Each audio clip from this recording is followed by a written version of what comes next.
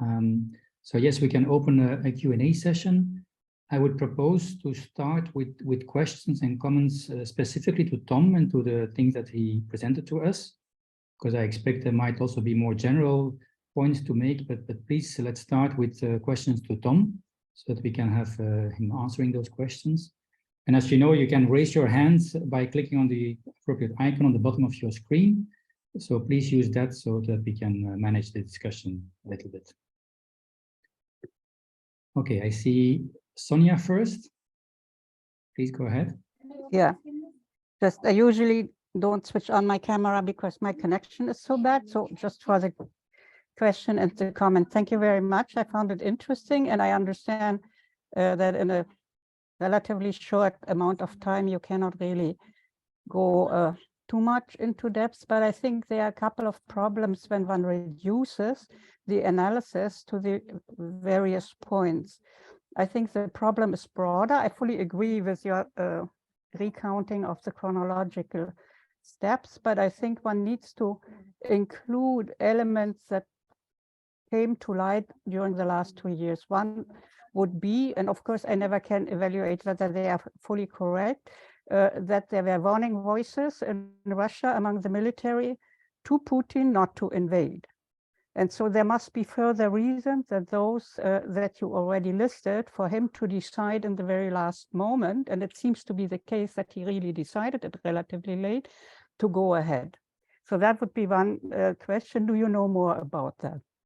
And the other second point, there are certainly more, is, you know, he published and a former Israeli prime minister published papers on the peace talks in March 22, which were gone relatively far and contained quite a number of the points you make, and they were blocked radically by Great Britain.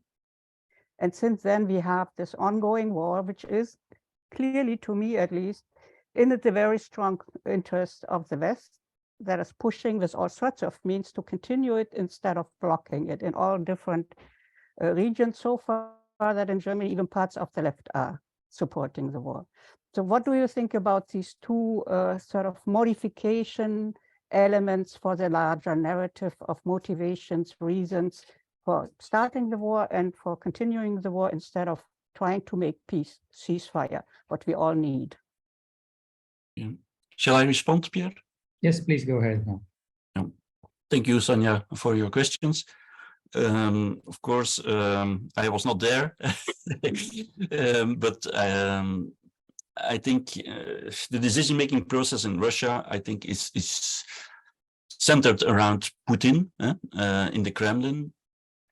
And yeah, the army has to execute what the political decision makers decide. You know? In this case, Putin. Whether the army has tried to prevent this attack, I'm not sure. I haven't read that, and I probably don't think that that's the case. Look to the other actor that was important, the intelligence. Yeah. And the intelligence definitely has said to Putin, yes, Ukraine is ready for a change of government. Yeah? We know people here and people in Ukraine are not happy with the current situation. If you invade, then there will be easily a regime change. Yeah? So these intelligence organizations were wrong. It was a bad assessment. And so Putin just followed this bad assessment. The army, I don't know what they recommended, but I'm afraid that many of the in the bureaucracy are using the tactic of always pleasing, yeah, the main decision maker. We call it groupthink, yeah. And especially in an autocracy, it's not easy to go against the wishes of the president. Yeah. So I in my view, the army probably has not spoken out, although they probably knew that they were not ready for such a war. We can easily see that they are not doing well. especially in the beginning. Maybe they're learning now. But I'm not sure about this hypothesis that you mentioned about the army. On the second question, you're right, and I also read what you read, that there was a kind of peace agreement or a near peace agreement in March 2022, thanks to Turkey. And at that time, Ukraine was losing, and Zelensky had agreed, indeed, with a Ukraine that would be neutral.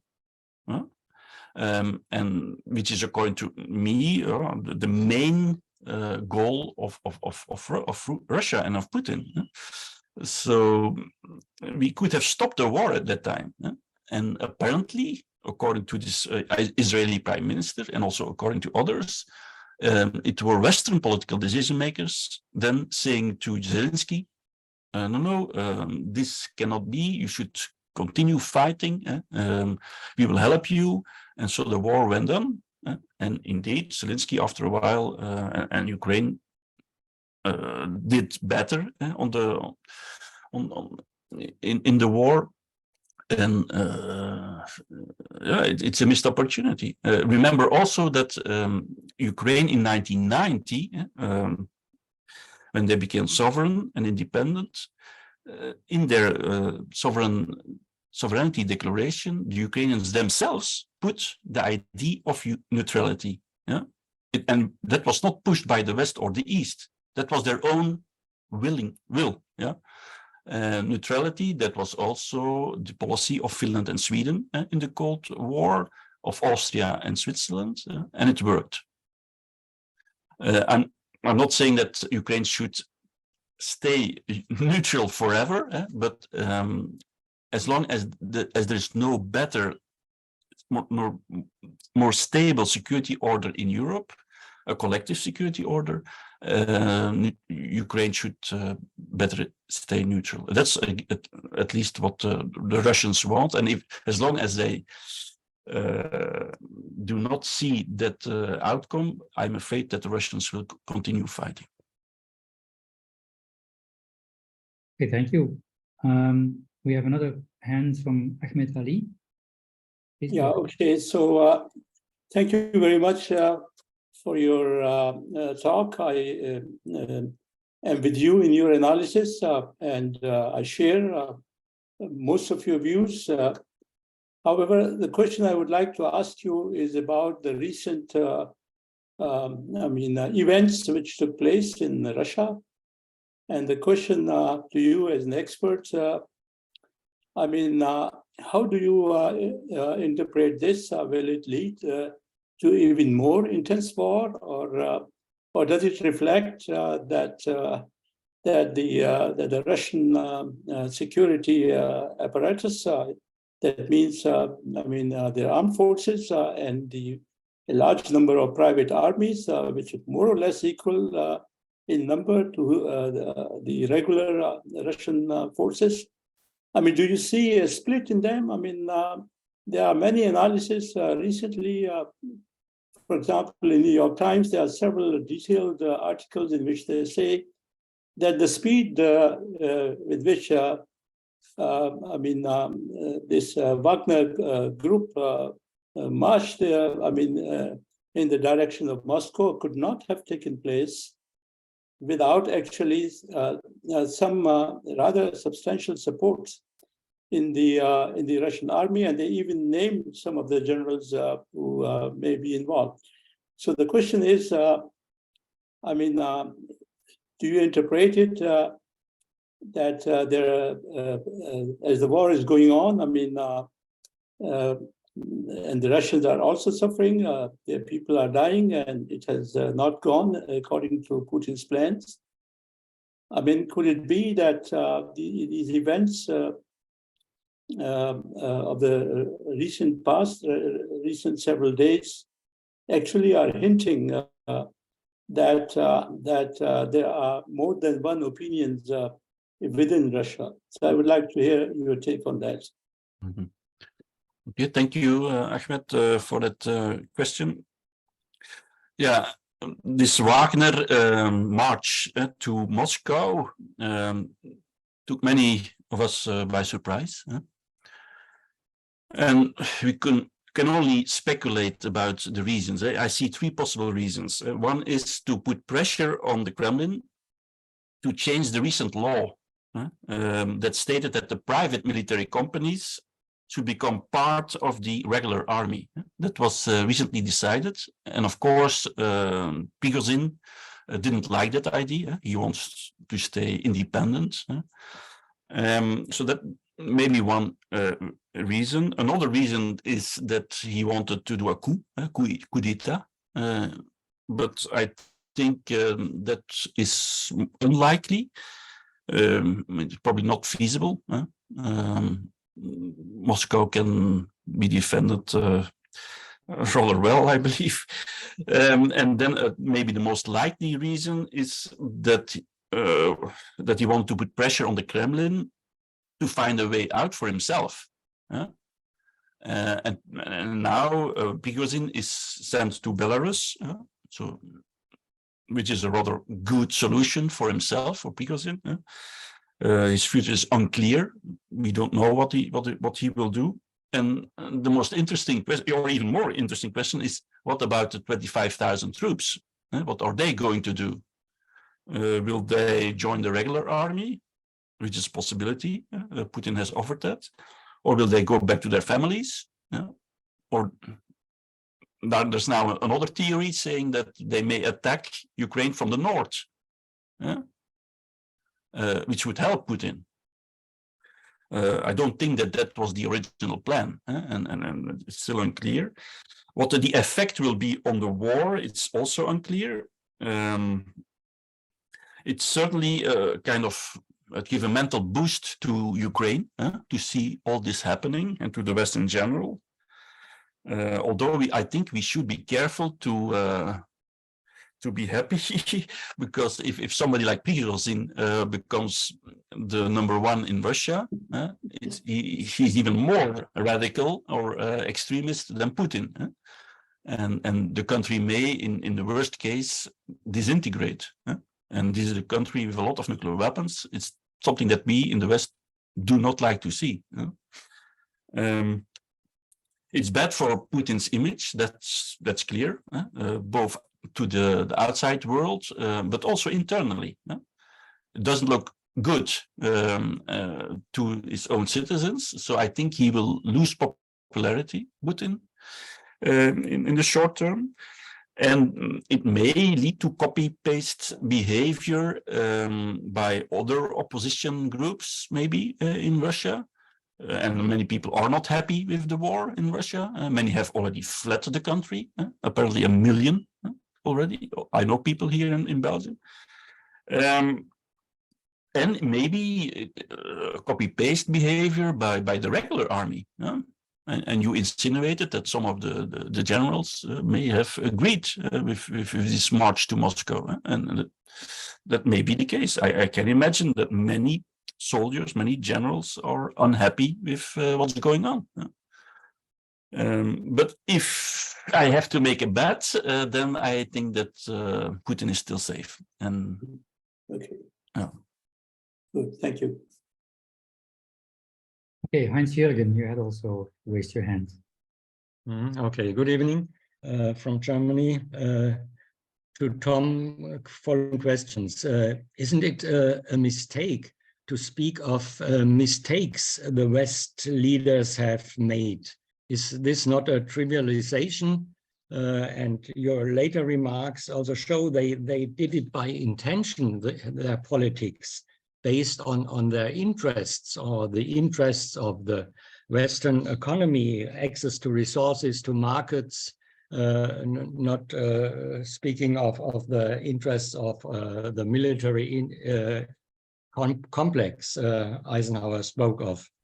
And the first question. Second, you spoke of a provoked war of Georgia, provoked by Russia. I have heard or already partly read EU report which says Georgia was the aggressor. Perhaps you can say some words to this point. And then you said Yanukovych switched to Putin. Also, according to some reports and to Mr. Verheugen, who was in the European Commission, Yanukovych aimed to a triangle solution so that Ukraine could make business with both sides, with EU and Russia. And the contract which EU proposed had hindered Ukraine to make business with Russia. And another question, do you have an opinion of why, after OSCE reports in beginning February, no, in middle of February 2022, the shelling, the shooting against Donetsk and Luhansk increased, especially from Ukrainian government side or from Azov regiments or whoever did this. And could this be a cause of Putin's short decision now to act? Thank you. A lot of questions. First question about the politics of the West. No, I really mean it. I think we really made a mistake in 2008. We already made the mistake in the 1990s by keeping NATO. We should have stopped NATO. Yeah, we lived in times of peace, and in peacetime there is no place for alliances. Yeah, because at that time, I mean, this alliance, which per definition needs an enemy, an external enemy, didn't have an enemy. Yeah, the Russians, we gave them an office in Brussels, so they were officially a partner. So NATO needed another enemy. But this is perverse.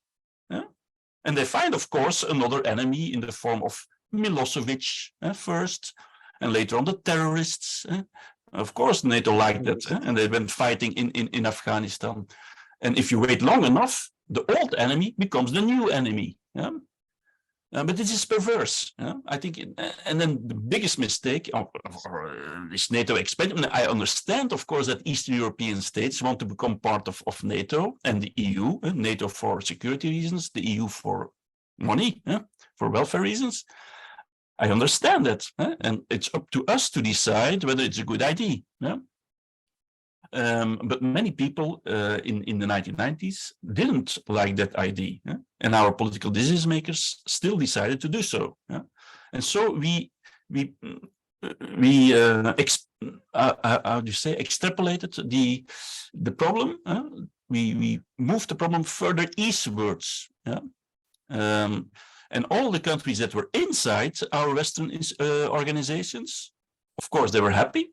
But all these countries that were not yet member were unhappy, like Ukraine and like Russia.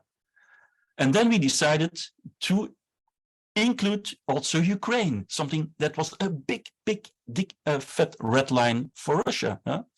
And that, of course, we provoked Russia in that regard. And of course, we could have predicted this war. And George Kennan did predict it in the 1990s, and many others. So our decision makers made a fatal mistake, and especially Merkel and Sarkozy in 2008. And Bush played it very hard in 2008 by asking everybody to leave the room in Bucharest, except for the prime ministers and the presidents. And then he put a knife under Merkel, and Merkel had to agree, basically. And the compromise was that there would be no date set for Ukraine membership. But that was a very bad compromise for everybody. Also for Ukraine, by the way. And if you ask me, was it for economic reasons or for other reasons? I think it was not for economic reasons. Behind that was the United States. It was Bush pushing the Europeans to accept it. Why? because it was in the interest of the United States to keep NATO alive and make it bigger and weaken Russia. So we are following as poodles the Americans. Always, we don't like we sometimes don't like decisions in NATO, and we fight back. But if the Americans insist, we always give in. That's another reason why we should get rid of NATO in the end. It's not in our interest. We should, in the end, I think, look to our own interests much more in the future, and have maybe a European army. But that's another discussion. Okay, the second question I will ask, and the other questions I will go into much quicker. So Georgia was indeed the aggressor. I think that's correct, but that was provoked by Russia. Russia did everything to provoke Georgia acting aggressively. So it was done smartly by Russia, and the Georgians were dumb, not so smart. Then it was also a short war. Then your third question, yes, about Ukraine on the economic side, that was indeed the problem. The proposal by the EU in 2013 said that Ukraine should choose between either the West or the East, which is very strange, because Ukraine could have traded and invested with both the West and the East, like most countries in the world. So that's another mistake by the European Union, by pushing Ukraine to choose the West instead of the East. So I think the EU also made a lot of mistakes in 2013, and also now, Ursula von der Leyen, I think, has also other interests than the ones that you read in your newspaper. The EU was divided before the war. Now the EU is united, thanks to the war. And of course, Ursula likes that. She played it very well, with a lot of tears in the European Parliament, and visiting Zelensky every 2 months. There's more behind that, you see. And then the last question, I'm not sure, on the OSCE in February 2022. I think that Putin, already longer than February, saw that Ukraine was becoming part of the Western sphere of influence, also militarily speaking. We were providing them with lethal arms, or military exercises going on with Ukraine. So Putin saw this happening, and didn't like it, because he was afraid that if he would lose Eastern Ukraine, the country would become a member of NATO. And that's something that was a big red line. Voilà. Nick, you're next in line. Thank you, Pierre. Allow video. I think that works. Okay, here we are.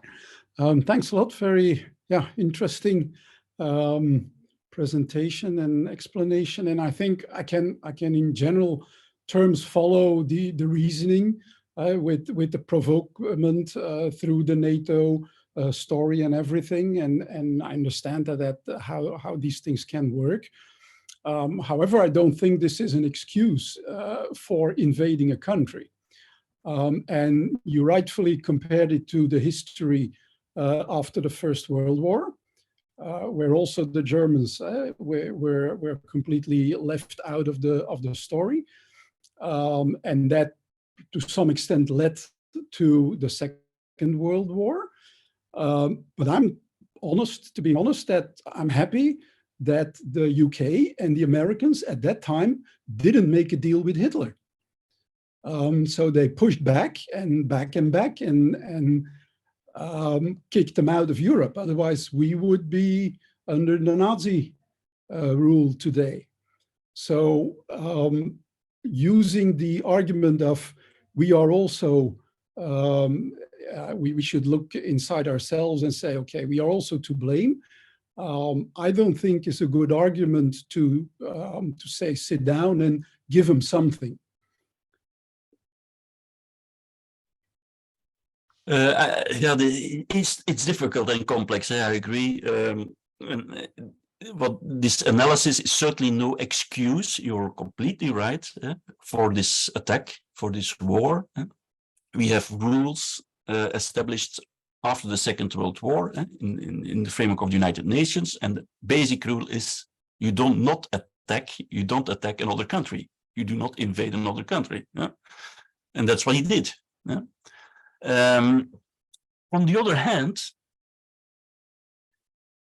international politics is not only about rules, unfortunately. It's also about power. And my colleague, esteemed colleague, John Mersheimer from the University of Chicago, has a nice image to show that. He talks about a small monkey playing besides a big gorilla. And if the small monkey uses something like this and how to say uses the stick in the eyes of the gorilla, he should not be surprised, that small monkey, that he gets an attack back by the gorilla. And that's what we did. We did not take into account the legitimate interests, security interests of a big power, namely Russia. We humiliated Russia. We neglected Russia after the Cold War. And yeah, you can do this for a certain amount of time, but at a certain moment, that power will do something back. That's how it works in international politics. And I do not agree with that. I do not like that. It's not fair. But we should know that. And these officials in the EU and these political decision makers in Europe should have known these mechanisms. But either they were completely naive and didn't know these rules and mechanisms, or, and that's the other alternative, they just went for their own interests or the American interests. And I do not know the answer. But and then the comparison with Hitler, I think it's wrong. Hitler really wanted to occupy as much countries, other countries, Lebensraum. He was a conqueror, like Napoleon. That's not what Putin wants. He could not know. No, he needed that. I mean, we can differ on this. There are three theories, as I started to explain. And my view is that he did it for defensive reasons, so for security reasons, and not for imperialist, expansionist reasons. But of course, we can debate that forever. Yeah. Okay, I see another hand raised by Margaret. I think we could still have this comment, and then, given the time, we should probably try to close off the session. But please, Margaret, go ahead. Yeah, thank you very much. Agree completely with the things you talked today. Without one exception, I'm asking why we do not use the language of the UN resolution.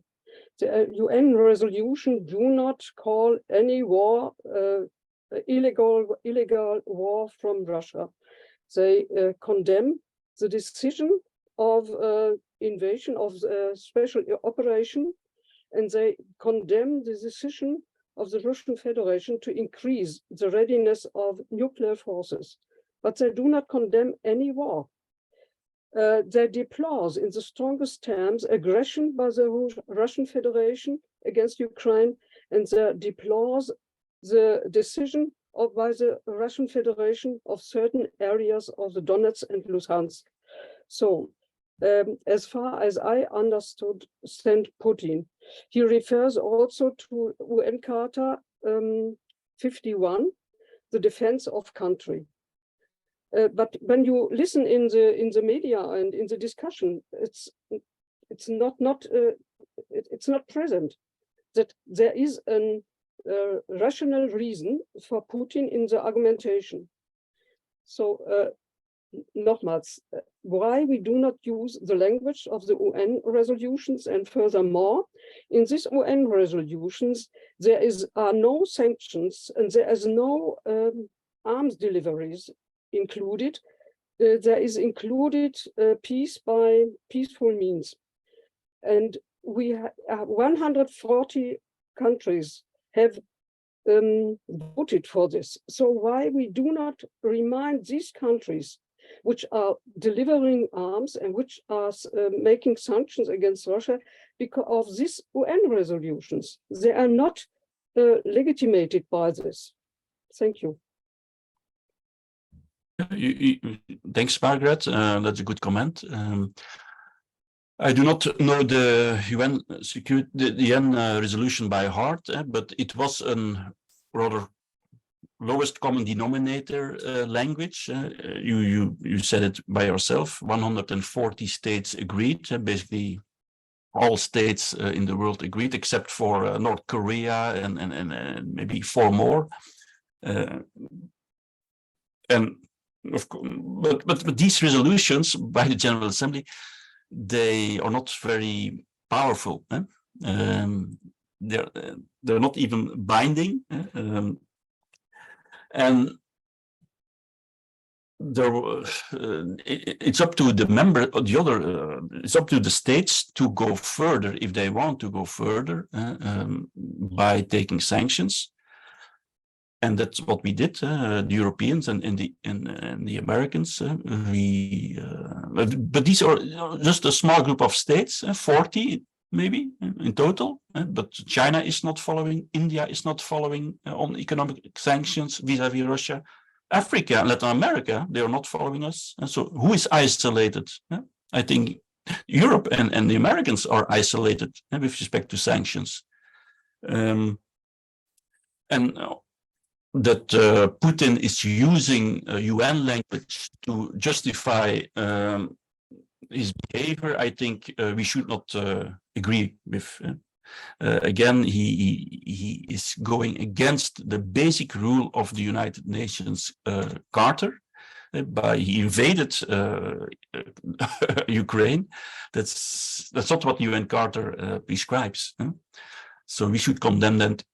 We should indeed condemn the invasion, and we should not always believe all the arguments used by political decision makers, neither by Putin. No. Yeah. Okay, thanks a lot. So thank you, Tom, for the very nice presentation. I found it very interesting. Thank you, all of you, for the questions and discussions that we had. It was also very interesting. I would like to remind you that the recording will be made available through the Scinece4Peace website. Also, Tom's slides are already posted on the website. And then our next session will be in 2 weeks from now. So you will get an invitation by Hannes, no doubt. And I hope to see you back very soon again. Thanks to all of you, and have a nice evening.